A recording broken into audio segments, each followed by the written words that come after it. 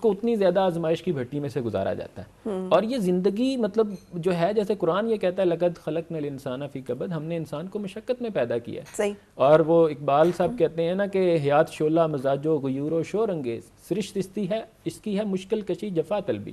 مطلب اس میں بلکہ ایک بڑی خوبصورت کوٹ کسی نے کہا کہ success becomes first before only in one place and that is in dictionary. کہ سکسیس جو ہے وہ کام سے پہلے صرف ڈکشنری میں آتی ہے, ورنہ پہلے کام کرنا پڑتا ہے پھر سکسیس آتا ہے. تو اسی طرح مطلب علامہ اقبال رحمۃ اللہ علیہ کہتے ہیں کہ زندگانی کی حقیقت کوہ کن کے دل سے پوچھ, جوئے شیر و تیشہ و سنگ گراں ہے زندگی, آشکارا ہے یہ اپنی قوت تسخیر سے, گرچہ مٹی کے ایک پیکر میں نہاں ہے زندگی. مطلب یہ تو یہاں مطلب کوشش کرنی پڑتی ہے, اسٹرگل کرنا پڑتا ہے, آپ کو منوانا پڑتا ہے. بلکہ اور پھر وہی قائد ہیں کہ جن کے بارے میں کوٹ نہیں کر رہی نا, لیکن جن کے بارے میں اور نو ڈاؤٹ انہیں تسلیم کیا گیا انڈو پاک کا سب سے بڑا دیسی وکیل, کہ آپ کے مقدمات آپ کا فیس کرتے ہوئے انگریز جو وکیل تھے جن کی زبان تھی, جن کے لیے کوئی مسئلہ نہیں ہوتا تھا, وہ بھی کانپا کرتے تھے اور وہ بھی لرزا کرتے تھے. سو یہ وہی شخص ہے جس نے اس طرح سے اپنے اصول کے ساتھ اور اپنے موقف پہ سختی سے قائم رہے کہ پھر انہیں وہ قد و قامت اور وہ درجہ حاصل ہوا. اچھا, پھر مشکلات کا ایک بار بلکہ یہ ذکر کیا کہ دہلی میں محترم لیاقت علی خان کے کوٹھی میں بیٹھے ہوئے تھے گلے رانہ میں, تو وہ کہتے ہیں بیگم رانا لیاقت علی کوٹ کرتی ہیں ایک انٹرویو میں, وہ کہتی ہیں کہ کھانے کے بعد اسی طرح مطلب فضول خرچی کا ذکر ہوا تو میں نے کہا کہ محترم قائد آپ کی اس بارے میں احتیاط دیکھ کر بڑی حیرانگی ہوتی ہے. تو قائد کا جواب یہ تھا کہ میں اسٹریٹ لائٹ میں پڑھا ہوں, اس لیے میں پیسے کی قدر کرتا ہوں اور مجھے پتہ ہے کہ مطلب پیسہ کیسے کمایا جاتا ہے. یعنی اب اس سے آپ اندازہ کریں کہ انہوں نے مطلب کن ٹف حالات میں, مشکل حالات میں جو ہے وہ اپنا یہ کامیابی کی طرف سفر جاری رکھا. اور وہ میں کہتا ہوں کہ مطلب higher the target or the achievement, the higher price you would have to pay. مطلب بڑی کامیابی کی قیمت بھی بڑی ہوتی ہے, تو وہ قیمت جو ہے وہ آپ وقت کی صورت میں دیتے ہیں, مشکلات پر جو ہے وہ ان کا سامنا کرنے کی صورت میں دیتے ہیں, معاشی حالات سے جو ہے وہ نبھا کرنے کی صورت میں جو ہے وہ دیتے ہیں. پھر اسی طرح مطلب یہی چیزیں جو ہیں وہ میچورٹی پھر انسان میں لاتے ہیں. اب میچورٹی کے بارے میں کسی آتھر نے بڑی خوبصورت بات کی کہ میچورٹی کیا ہے, maturity is the ability to overcome differences without violence اور ڈسٹرکشن. اب دیکھیں یہ میچورٹی کی ساری اگر آپ خوبیاں جو دیکھیں جس پہ آتھر وہ بات کرتا ہے, تو یہ ایک جو ہے وہ اس میں قائد کی شخصیت میں ہمیں نظر آتی ہیں. پھر وہ کہتا ہے maturity is patience, the ability to overcome the ability to give up immediate pleasure in favor of the long term gain. صحیح. Maturity is the capacity to face unpleasantness and disappointment without becoming bitter. Maturity is humility, and the mature person is able to say I was wrong. Or maturity is the ability to live in peace. We cannot overcome, we have to live with them with peace. ان تمام چیزوں کو سن کے اور دیکھ کے تو میرا دل چاہ رہا ہے کہ صرف ایک چیز ہی مانگی جائے کہ اللہ تعالیٰ ہمیں میچورٹی عطا کر دے. Exactly. اگر صرف ایک یہ چیزیں مل جائے تو بہت ساری چیزیں جو ہے تو خود اس کے اندر سمٹی ہوئی ہیں. پھر مطلب ہارڈ ورک کا ان میں یہ تھا کہ جو ہے وہ اس میں محترمہ فاطمہ جناح کہتی ہیں, میرا بھائی ان کی کتاب ہے, وہ کہتی ہیں کہ اتنا زیادہ کام کرتے تھے, وہی جو کام ہمیں بھی تلقین کی. اور وہ کہتی کہ میں انہیں کہتی کہ آپ جو ہے وہ کچھ ریسٹ کر لیں, آپ اپنی صحت کا بھی سوچیں. تو وہ کہتے کہ کیا وہ جنرل چھٹی کر سکتا ہے جس کی فوج میدان جنگ میں ہو؟ تو میری فوج میدان جنگ میں ہے, میری قوم میدان جنگ میں ہے, حالت جنگ میں ہے, اور جو ہے وہ تم میری ایک ذات کی بات کرتی ہو, میں 10 کروڑ مسلمانوں کی سوچتا ہوں. مطلب اب دیکھیں درد کا آپ اندازہ کریں اور ان کے ڈٹرمنیشن کا اندازہ کریں. پھر ان میں جو یقین کی قوت تھی, مطلب جس پہ محترم اقبال رحمۃ اللہ علیہ کہتے ہیں کہ جب اس انگارہ خاکی میں ہوتا ہے یقین پیدا تو کر لیتا ہے یہ بالوں پرے روح الامی پیدا. کہ جبرائیل علیہ السلام کا پوٹینشیل اس میں آ جاتا ہے جب اس میں یقین کی قوت جو ہے وہ داخل ہوتی ہے. جیسے آپ نے کہا کہ یقین محکم عمل پہ ہے, محبت فاتح عالم, جہاد زندگانی میں ہے یہ مردوں کی شمشیریں. یہ یقین مطلب میں تو یہ کہتا ہوں مائنڈ سائنسز کے اسٹوڈنٹ ہونے کی حیثیت سے کہ اگر آپ پوچھیں سمپلی کہ جی مائنڈ پاور کیا ہے, تو میں کہوں گا mind power is equal to belief. صحیح. یہ بلیف مطلب آپ کو اس ڈاکٹر سے آرام نہیں آتا جس پہ آپ کا بلیف نہیں ہوتا. آپ کو جو ہے وہ اس پیر مرشد کو جو ہے نا پیر سے کچھ حاصل نہیں ہوتا جس پیر پر اس کا یقین نہیں ہوتا، اعتقاد نہیں ہوتا. یہ یقین اتنی بڑی جو ہے وہ ہمارے بلکہ روزمرہ زندگی میں یہ جو کہتے ہیں جی کہ کالی بلی نے رستہ کاٹا تو مطلب جو ہے کچھ برا ہوگا، تو میں کہتا ہوں یہ اگر بلیف ہوگا تو برا ہوگا، بلیف نہیں ہوگا تو نہیں ہوگا. یعنی یہ اتنی بڑی، کیونکہ وہ سب کانشیس جو ہے یہ بلیف اس کو ایز انسٹرکشن مطلب دیتا ہے نا کہ جی اس کا بندے کا کیا بلیف ہے. بندہ کہتا ہے مجھے لوہا راس نہیں ہے، تو سب کانشیس نے ایسے حالات پیدا کرنے ہیں کہ وہ اس کے لیے مطلب جو ہے نا لوہا راس نہیں آئے گا اسے. تو اب قائد میں دیکھیں مطلب وہ جو ہے وہ ایک واقعہ بڑا خوبصورت، مجھے بڑا مزہ آیا اس کا پڑھنے کا. وہ کہتے ہیں کہ بمبئی کے مسلمان حلقے میں ایک بچہ جو تھا وہ بھاگتا ہوا جا رہا تھا تو ٹھوکر لگی، گر گیا، اس کے خون نکلنا شروع ہو گیا. تو وہ خون دیکھ کے رونے لگ گیا. تو ایک راہگیر جو ہے وہ پاس سے گزر رہا تھا، اس نے دیکھا، وہ کہتا ابے مسلمان کا بچہ ہو کے اتنے سے خون سے رو رہا ہے. تو اس بچے کا جواب یہ تھا کہ میں یہ چوٹ لگنے سے نہیں رو رہا، میں اس لیے خون دیکھ کے رو رہا ہوں کہ یہ خون تو پاکستان کے لیے بہنا تھا، تو یہ ضائع ہو رہا ہے، تو یہ ضائع کیوں ہو رہا ہے؟ یہ تو میں نے اپنے ملک کے لیے بہانا تھا. تو وہ سید مطلوب الحسن قائد اعظم کے سیکریٹری تھے پرائیویٹ، تو وہ لکھتے ہیں، کہتے ہیں جب میں نے قائد اعظم کو یہ واقعہ سنایا تو قائد کا جواب یہ تھا کہ اب پاکستان کو بننے سے کوئی نہیں روک سکتا. اب یہ دیکھیں یہ ان میں یقین کی ایک طاقت تھی، یقین کی ایک قوت تھی. ایک دن محترم اکرم ذکی صاحب کے ساتھ بیٹھا ہوا تھا، انہوں نے بڑی خوبصورت بات کی. تو وہ کہتے ہیں کہ جو ہے نا جو قائد لیڈر ہوتا ہے نا وہ بھی پاگل ہوتا ہے، لیکن اس میں اور ایک جو پاگل خانے کا پاگل ہے اس میں فرق یہ ہوتا ہے کہ دونوں خواب دیکھتے ہیں، لیکن وہ ایک جو ہے وہ اپنا ذہنی توازن کھو بیٹھتا ہے. لوگ کہتے ہیں یہ دیوانہ ہو گیا ہے، اس کی بات نہیں سمجھتے. اور وہ جو یہ لیڈر ہوتا ہے وہ جو خواب دیکھتا ہے اس میں فرق یہ ہوتا ہے کہ اس کو یقین ہوتا ہے کہ یس آئی کین اچیو اٹ، یہ جو ہے یہ گول میں اچیو. لوگ سمجھتے ہیں کہ یہ خواب ہے، یہ کیسے ہو سکتا ہے، لیکن اس میں اتنی طاقت ہوتی ہے، اتنا پوٹینشیل ہوتا ہے، اس میں اتنی یقین کی قوت ہوتی ہے کہ وہ جانتا ہے کہ میں اچیو کر سکتا ہوں. پاکستان کی مثال مطلب جو ہے وہ آپ کے سامنے ہے. اور پھر اگر ہم وہاں پہ رکھیں تو ایک علامہ اقبال کی شخصیت، ان کی شاعری جو ہے وہ اب کھلی ہے ہمارے سامنے، اور وہ بہت گہری نظر تھی ان کی حالات و واقعات کے اوپر، شخصیات اور کردار کے اوپر. منتخب کرتے ہیں قائد اعظم کو اپنے لیڈر کے طور پر، اور جب ایک جگہ پہ کوشش کی جاتی ہے کہ کانفلکٹ کریٹ کیا جائے تو انہوں نے کہا، پروٹیسٹ کرتے ہیں اس پہ کہ آپ مجھے کیا قائد اعظم کے سامنے کھڑا کر رہے ہیں یا ان سے لڑانے کی کوشش کر رہے ہیں. سو ہی ڈیسائیڈڈ ٹو فالو ہم. جبکہ وہ ایک ایسی قائد شخصیت ہے جو انگریزی لباس پہنتے تھے، انگریزی زبان بولتے تھے، ان کی زبان ایسی تھی جو کہ ایک عام آدمی کو سمجھ میں نہیں آتی تھی، لیکن یہ کردار اور اوصاف پہ چونکہ علامہ اقبال کی گہری نظر تھی اور وہ جانتے تھے کہ وہ کیا مرد، وہ جس کی وہ ڈیفائن وہ کرتے چلے آئے، وہ شخصیات میں کیا اوصاف ہونے چاہیے، چونکہ انہوں نے وہ دیکھ لیے تھے. So he decided and actually he chose ہم کہ آپ آئیں اور آپ لیڈ کریں، and we are all there to follow.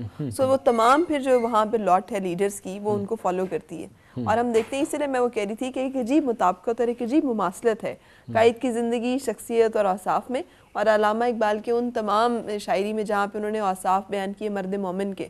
اور حالانکہ قائد کا کبھی بھی دعویٰ نہیں رہا کہ وہ مرد مومن ہے، یا کبھی بھی نہیں، اور نہ ہی کبھی ہم نے دیکھا ہے کہ انہوں نے پرچار کیا اس چیز کا کہ وہ کوئی مذہبی یا کوئی اس طرح کی وہ رکھتے تھے. بٹ اس کے باوجود in a very subtle way, in a very positive way, he was actually practical example of true Islam, true Muslim. بلکہ میں یہ کہوں گا کہ حقیقت میں وہ بہت بڑے مذہبی لیڈر تھے، لیکن انہوں نے وہ جو ہے نا لبادہ نہیں اوڑا.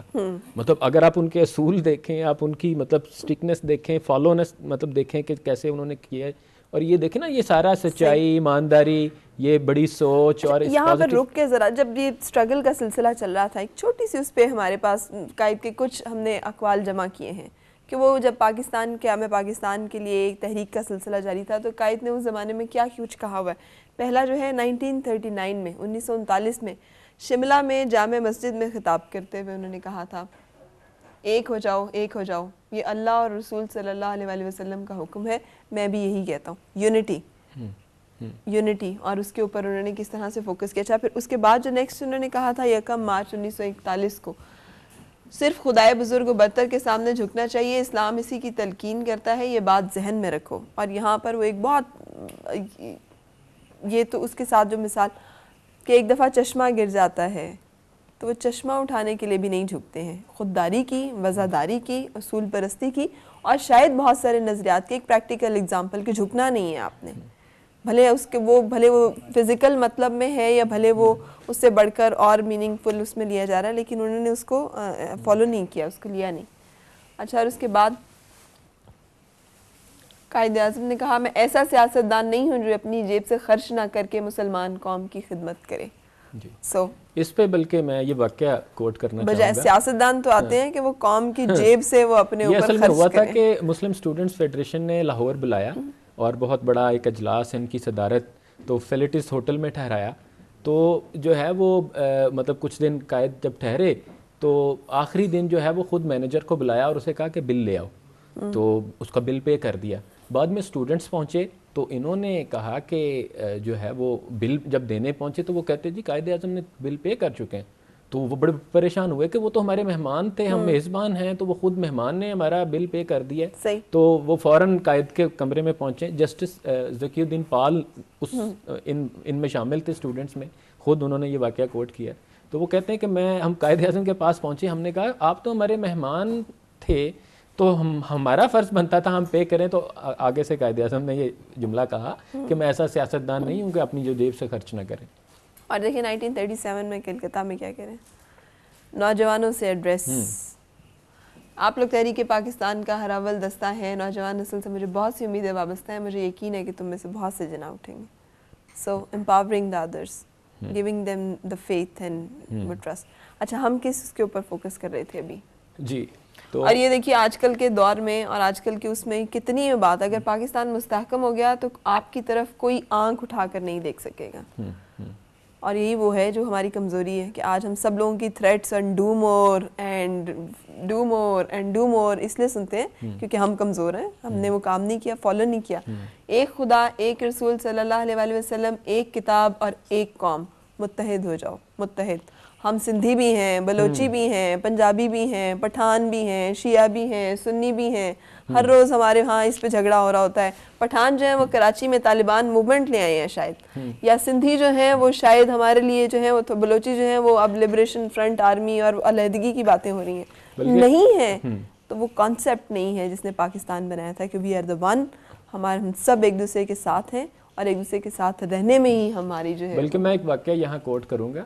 اس میں احراری مجلس احرار اس کا جھکاؤ تھا بڑا کانگریس کی طرف، تو اس کے کارکن بڑا مطلب چھیڑنے کی کوشش کیا کرتے تھے، کانفلکٹ پیدا کرنے کی. تو ایک جلسے میں اسی طرح جو ہے وہ احراری ایک کارکن اٹھا تو کہتا جی آپ پہلے بتائیں آپ شیعہ ہیں یا سنی ہیں. تو محترم قائد نے کہا کہ اچھا آپ مجھے بتائیں کہ پیغمبر اسلام کیا تھے. تو وہ کہتا وہ تو مسلمان ہی تھے. تو کہتے پھر میں بھی مسلمان ہی ہوں. اور پھر شریف الدین پیرزادہ وہ لکھتے ہیں قائد کے حوالے سے کہ قائد نے خود ایک موقع پہ جو ہے نا یہ واقعہ سنایا کہ ایک ہندو بیرسٹر جو ہیں وہ مسلمان ہو گئے. تو کچھ دنوں کے بعد لوگوں نے ان سے پوچھا جی آپ شیعہ ہیں یا سنی ہیں. تو وہ کہتا بھئی ان چیزوں سے بچنے کے لیے تو میں مسلمان ہوا ہوں، آپ پھر مجھے ان میں دھکیل رہے ہیں. تو مطلب جو ہے وہ قائد کا دیکھیں اس بارے میں کتنا کلیئر ایک ویژن تھا. اور بلکہ 1941 کی جو مردم شماری ہوئی ہے اس میں قائد نے سارے مسلمانوں کو تلقین کی کہ آپ اپنے ذات کے جو فرقے کا خانہ ہے اس میں صرف مسلمان لکھیں. صحیح. تو بڑا ہم نے بھلا دیا اس بات کو پھر. جی بالکل. یوں تو سید بھی ہو، مرزا بھی ہو، افغان بھی ہو، تم سبھی کچھ ہو، بتاؤ تو مسلمان بھی ہو. یار پاکستانی اور مسلمان تو بن جاؤ. یہ تو پھر بات کی باتیں ہیں اور یہ باتیں تو ہے ہی نہیں. اگر مسلمان ہیں تو ختم ہو جاتی ہیں. تو اس میں بلیف کی میں بات کر رہا تھا. اب دیکھیں اس میں اتنے مشکل ٹف حالات کے بعد جو ہیں پھر انہیں بڑی مشکل میکفرسن کی عدالت میں کاغذات پڑھنے کی جو ہے وہ مل گئی اسائنمنٹ. اس سے کچھ حالات بہتر ہوئے. پھر ان کو انہی کے توسط سے جو ہے وہ پریزیڈنسی مجسٹریٹی کی عارضی نوکری مل گئی. تو اس پہ پھر کچھ حالات بہتر ہوئے. پھر گاڑی خریدی. پھر انہوں نے مطلب جو ہے وہ انہوں نے دیکھا کہ یار یہ بندہ تو بڑا جو ہے وہ قابل آدمی ہے، بڑا اس میں مطلب پوٹینشل ہے. تو اس میں انہوں نے ان کو مستقل اسامی کی آفر کی کہ آپ مستقل ہمارے پاس یہاں جاب کریں. اور اس وقت 1500 روپے اس کی جو تھی وہ سیلری تھی، کافی اماؤنٹ تھی اس وقت کے حساب سے. لیکن آپ کا دیکھیں ویژن اور مطلب how he tend to think big کہ آپ نے کہا کہ یہ 1500 آپ مجھے دینا چاہتے ہیں، یہ تو میں ایک دن میں کمانا چاہتا ہوں. صحیح. اور دیکھیں کہ مطلب وہ مطلب جو ہے وہ کام کر کے بھی دکھایا اور اتنا جو ہے وہ کما کے بھی دکھایا. تو پروفیشنل انٹیگریٹی کی اگر ہم دیکھیں تو میں کہوں گا کہ کوئی ناخوش ریاض سے کیوں ہو، اس روش کا وہ آدمی ہی نہیں. جیسے ابھی آپ ایک مثال وہ آپ نے دی تو اسی کو میں کوٹ کرنا چاہوں گا. یہ ہمارے قائد اعظم کتاب لکھی ان کے پرسنل سیکریٹری مطلوب الحسن نے, تو اس میں انہوں نے کہا کہ ایک سائل آیا تو اس نے کہا جی کہ آپ جو ہے وہ میری فائل پڑھ دیں تو اس کی کیا فیس ہوگی. آپ نے کہا کہ میں تو پر آور کے حساب سے لیتا ہوں, مطلب 500 روپیہ اس کا ہوگا. تو اس نے کہا جی میرے پاس تو 10,000 ہیں, آپ جو ہیں وہ اگر اسی میں پڑھ دیں. آپ نے کہا اصول کی بات ہے, میں اس طرح جو ہے وہ بارگیننگ نہیں کرتا, آپ کو کسی اور وکیل سے پڑھوا دیں. وہ ایکسپرٹ اوپینین لینا چاہ رہا تھا. تو اس نے کہا اچھا آپ ایسا کریں پھر 10,000 میں جتنا پڑھ سکتے ہیں آپ پڑھ کے اپنی اوپینین دے دیں. تو آپ نے جو ہے وہ کہا جی ٹھیک ہے اتنے دنوں کے بعد آ جاؤ. اتنے دنوں کے بعد جب وہ آیا تو آپ نے کہا جی کہ میں نے وہ سارے پڑھ دیے, تو آپ کے جو ہے نا اس جو میرا وقت لگا اس حساب سے یہ میں نے 3500 روپے لیے, باقی یہ 6500 روپے جو ہیں وہ آپ واپس سے لے لیں. تو بڑا حیران ہوا, کہتا جی میں نے تو پوری فائل کی بات کی تھی. آپ نے کہا میں نے وقت کی بات کی تھی, میں نے اپنے اصول کی بات کی تھی, میں نے اپنے وقت کے حساب سے جو میرے چارجز بنے ہیں میں وہ لے رہا ہوں, آپ جو ہے وہ باقی واپس رکھیں. تو پھر اسی طرح ایک شخص آیا, اس نے کہا جی آپ میرا مقدمہ لڑ دیں, کتنی فیس ہوگی. یہ باتیں تو اتنی زیادہ ہیں کہ اگر ہم یہ ساری, ان کی تو زندگی کا ہر ایک دن اور ہر ایک معاملہ جو ہے وہ انہی دیانت, ایمانداری, شجاعت, اصول پسندی اور اس کے ساتھ ساتھ ایک کلیئر ویژن اور کلیئر موقف اور اس پہ ڈٹے رہنا, وہ جسے آپ کہہ رہے ہیں جہد مسلسل, اس سے بھرا ہوا ہے, انتھک محنت. یہ تمام چیزیں تو قائد کی زندگی کا مطلب کیا کہنا چاہیے ایسنس ہیں, اور یہی ان کی زندگی تھی اور یہی زندگی ہے جو انہوں نے گزاری ہے, جس کو ہم کہتے ہیں ہمارے لیے مثالی نمونہ ہے. لیکن چونکہ وقت اتنا نہیں ہے سو ہم مائنڈ اپ اس بات کو کریں گے صرف ایک چیز کے ساتھ. جب بھی بات ہوتی ہے نا کسی ایسی چیز کی, تو میرے ذہن میں ان کا نحیف و ناراض, اتنے ناتواں بدن, کتنا کمزور جسم, لیکن اس کے ساتھ وہ اسٹرانگ ول جس کے ساتھ وہ ایڈریس کیا کرتے تھے, میرے ذہن میں وہ آتا ہے. اور ایک جملہ جو آتا ہے نا, وہ جو ایک ایڈریس ہے جس کا مجھے یہ نہیں یاد کہ کہاں پہ کیا تھا, لیکن وہ میرے ذہن میں گونجنے لگتا ہے, اور وہ یہ ہے کہ خدا کی قسم میں اپنے خون کے آخری قطرے تک پاکستان کے لیے لڑوں گا. اگر دشمن مجھے اٹھا کر بحیرہ عرب میں بھی پھینک دیں تو تب بھی میں پاکستان کے لیے لڑنے سے باز نہیں آؤں گا. So that is the courage and that is the will which is required. اور آج کل کے دور میں خاص طور پہ جب کہ جنگ کے بادل منڈلا رہے ہیں اور کہتے ہیں کہ جی جنگ کی تھریٹ ہے اور پریشرائز کیا جا رہا ہے اور یہ ہے وہ ہے, اگر ہم صرف اس ایک چیز کو دیکھ لیں کہ ہمارے قائد نے کیسے اس پہ سٹینڈ لیا تھا, تو ہمیں ضرورت ہی نہیں ہے خوفزدہ, پریشان, ہراسان ہونے کی. And thank you very much. I wish کہ ہم صرف ایک ایک دن منانے کا جو سلسلہ ہے اسے چھوڑ دیں اور ان تمام چیزوں کو زندگی میں شامل کرنا شروع کر دیں, اس لیے کہ انہوں نے جو پاکستان بنایا ہے تو انہیں زیادہ بہتر پتہ تھا ان تمام کمزوریوں کا جو قوم کے اندر موجود تھیں, اسی لیے انہوں نے وقتاً فوقتاً ان کے جو اقوال ہیں وہ گائیڈ لائن ہیں اس تمام ڈپارٹمنٹ میں جہاں انہوں نے ایڈریس کیا ہے. آئی وش کہ ہم اسے فالو کرنا اور زندگی میں شامل کرنا شروع کر دیں. میں ایک پوئم سے اپنی بات کا اختتام کروں گا کہ قائد جو ہے وہ اس کو ایک خوبصورت اسلامی فلاحی ریاست بنانا چاہ رہے تھے, اور اب یہ ذمہ داری جو ہے وہ ہمارے کندھوں پہ ہے. تو آئیے ہم عہد کریں کہ ہم قائد کا وہی خوبصورت ایک پاکستان بنائیں گے. تنویر جیلانی مرحوم بڑے خوبصورت شاعر تھے فیصل آباد کے, ان کے یہ اشعار ہیں کہ آؤ ہم ایک شہر بسائیں, شہر جو ماں کے دل جیسا ہو, طوفاں میں ساحل جیسا ہو, بچوں کی آنکھوں میں چمکتی صبح مستقبل جیسا ہو, جو جنت کے خواب بھلا دے, جس کو فرشتے دیکھنے آئیں. آؤ ہم ایک شہر بسائیں, آؤ ہم ایک شہر بسائیں جس میں پیار ہو اور وفا ہو, غم کا مداوا دکھ کی دوا ہو, یوں نہ کسی کا جیون بیتے جیسے جینا ایک سزا ہو, جھومر ڈالتی آئیں راتیں جاتے دن نغمے برسائیں. آؤ ہم ایک شہر بسائیں, آؤ ہم ایک شہر بسائیں جس میں دل کی دل کو خبر ہو, پاس نظر ہو قدر ہنر ہو, سب کا ہو ایمان اخوت, شہر ہو جیسے ایک ہی گھر ہو, چاہے ایسا شہر بساتے ہم دیوانے مر مٹ جائیں. آؤ ہم ایک شہر بسائیں, آؤ ہم ایک شہر بسائیں. یہ تھا قائد اعظم کا. بڑی باتیں کرتے ہیں ہم کہ جی قائد اعظم یہ, قائد اعظم وہ, اور بات یہ ہے کہ جب بات آتی ہے اصول کی تو ہم کہہ دیتے ہیں ہو ان کو اب کون فالو کرے, اس کے لیے تو بڑا وہ کرنا پڑے گا, محنت کرنی پڑے گی. کہتے ہیں سوچیں آپ کہ پاکستان جو ہے وہ وہی ہے جو قائد اعظم نے سوچا تھا, جو چاہا تھا. بات اب سوچنے کی نہیں, ہمیں پتہ ہے نہیں ہے وہ. سو اب وقت ہے ڈیسائیڈ کرنے کی کہ ہمیں کرنا ہے اسی طرح سے, اور ہم ہی کریں گے. ایک انسان کا ارادہ جو ہے اگر وہ پاکستان کے قیام پر اس کا نتیجہ نکل سکتا ہے تو بہت سارے انسانوں کا نتیجہ یقیناً ایک خوشحال اور ترقی یافتہ پاکستان کی صورت میں نکل سکتا ہے, اور نکلنا چاہیے. اگر کمی ہے تو پھر کہیں ہمارے ارادے میں ہے جس پر آج کے دن ضرور غور کرنا ہے, اور جس پہ آج کے دن ہم نے ضرور کچھ نہ کچھ طے کرنا ہے. اس سے کہ جب ہم ایک چیز طے کر لیتے ہیں تو وہی لا آف اٹریکشن وہ عمل میں آ جاتا ہے اور وہ پھر خود بخود آٹومیٹیکلی چیزیں اس طرح سے ہونے لگتی ہیں. تھینک یو ویری مچ, آپ ہمارے ساتھ رہے, ہم ڈسکس کر سکے. میں نے آپ کو بتایا ہے آج کرسمس بھی ہے اور پاکستان میں ہماری جو کرسچن کمیونٹی ہے یقیناً بڑے جوش و خروش کے ساتھ اپنا یہ مذہبی تہوار منا رہی ہے اور ہم بھی ان کے ساتھ ساتھ ہیں, اس سے کہ وہ ہمارا ایک اٹوٹ ایک ایسا رشتہ اور ایک ایسا تعلق ہے ان کے ساتھ, وہ ہمارے پرچم کا سفید حصہ ہیں اور ہم چلیں گے ان کی طرف اور دیکھیں گے کہ کرسچن کمیونٹی پاکستان میں کس طرح سے آج کا دن منا رہی ہے.